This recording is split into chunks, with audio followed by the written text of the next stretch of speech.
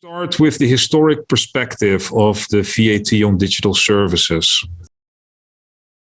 My youth was mainly in the 90s, and that was a little bit in between when, for example, for music, when you bought a lot of records, but then at a certain point, MP3 came and everybody was downloading music illegally.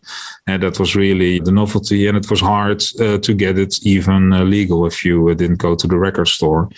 Well, obviously, that all changed in 2003 when iTunes launched, and all of a sudden paying for music became sexy again. So what was the result of having no specific rules for digital services?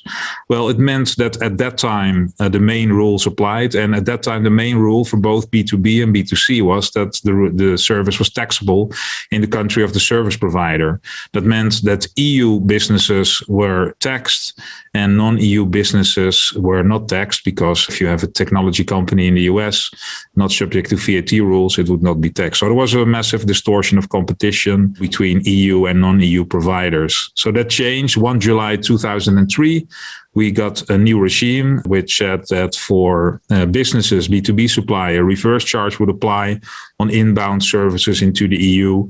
And for B2C services, EU B2C service would tax the VAT of their own country, and non-EU suppliers would tax with the VAT rate of the country of the consumer.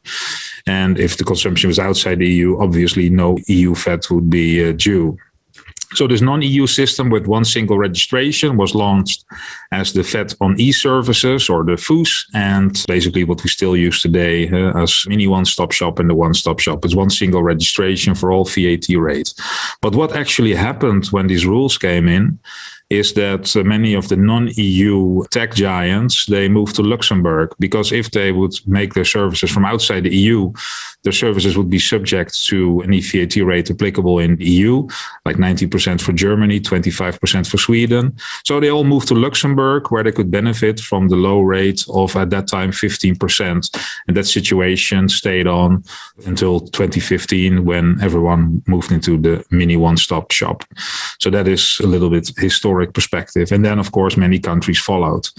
So if you look a few years back, for example, in 2015, the year that the EU launched the MOS, the mini one-stop shop, it was, basically VAT on digital services was centered a little bit around the zero meridian.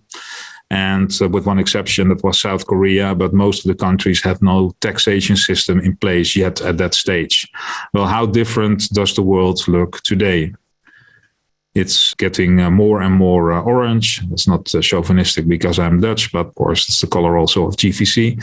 And yeah, you see that more and more countries introduce a system with VAT being levied from non-residents. So that is what we will focus on today. And that is how do we determine where to tax, if we have to tax, and how do we deal with that?